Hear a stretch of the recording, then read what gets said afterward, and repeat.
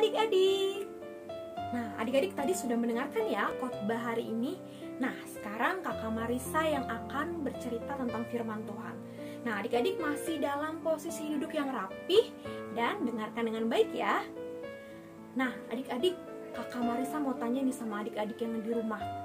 Adik-adik siapa di sini yang suka marah-marah? Atau di sini siapa yang suka teriak-teriak sama mama papanya? Wah, ternyata ada ya. Atau adik-adik ada nggak yang di sini suka pura-pura nggak denger pas mamanya panggil, misalnya Anton, coba ambil minum mama. Terus adik-adik malah sibuk aja main game, pura-pura nggak dengar. Ada nggak yang seperti itu? Wah, kakak harap sih semoga tidak ada ya. Nah, adik-adik coba lihat, perhatikan deh gambar yang ini. Nah, kira-kira adik-adik ada nggak yang pernah mengalami hal seperti ini? Bertengkar sama kakak atau sama adiknya hanya karena pengen berebutan mainan. Kira-kira kalau adik-adik mengalami seperti ini, perasaan apa sih yang dialami adik-adik? Pasti adik-adik marah, adik-adik kesel, bahkan ada yang mungkin berantemnya sampai nangis. Adiknya sampai nangis karena mungkin sampai mainannya rusak. Nah, pasti perasaannya sedih banget ya. Nah, coba sekarang adik-adik perhatikan gambar yang kedua ini. Nah, adik-adik kira-kira kalau seperti itu perasaan adik-adik gimana ya? Pasti senang ya, sukacita. Adik-adik bisa berbagi sama kakaknya, sama abangnya, atau sama adiknya. Atau bahkan mungkin adik-adik kalau di rumah ada nggak yang suka bantuin adiknya belajar? Misalnya adik-adik ajarin atau minta tolong bantuan sama kakaknya atau abangnya. Nah, pasti perasaannya senang ya adik-adik. Nah, hari ini kita belajar tentang hidup rukun.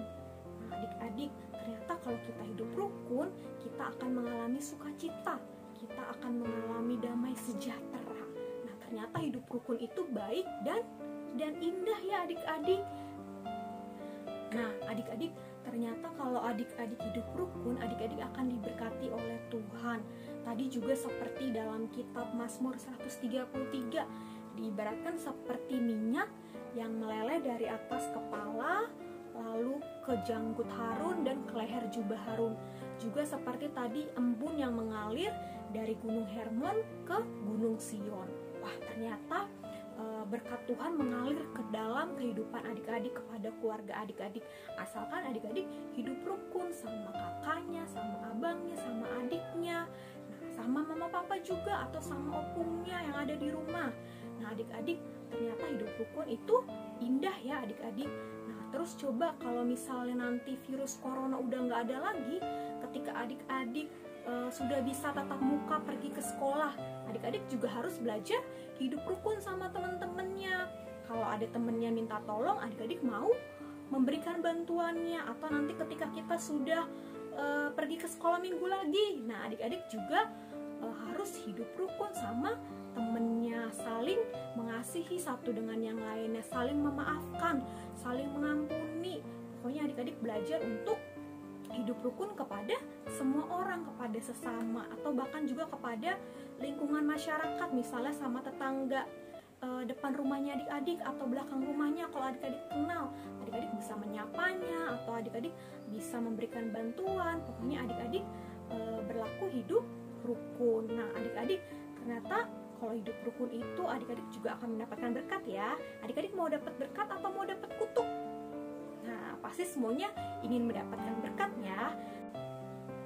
Nah, adik-adik, ternyata kalau kita hidup rukun ternyata banyak banget loh manfaatnya. Misalnya adik-adik akan disenangi banyak teman, terus adik-adik akan dihargai, adik-adik akan suka untuk saling mengasihi, adik-adik pasti akan banyak dibantu sama temennya atau sama kakak abangnya di rumah.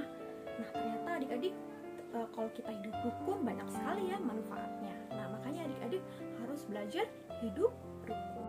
Nah, dari cerita firman Tuhan ini, kakak mau mengajak adik-adik untuk hidup rukun dimanapun adik-adik berada, baik itu di sekolah, di rumah, bersama keluarga adik-adik, ataupun nanti ke sekolah minggu, atau mungkin kepada lingkungan masyarakat. Nah, adik-adik belajar untuk hidup rukun, hidup damai, dan terus mengasihi sesama. Adik-adik harus yakin kalau berkat juga akan dicurahkan kalau adik-adik hidup rukun dengan semua orang.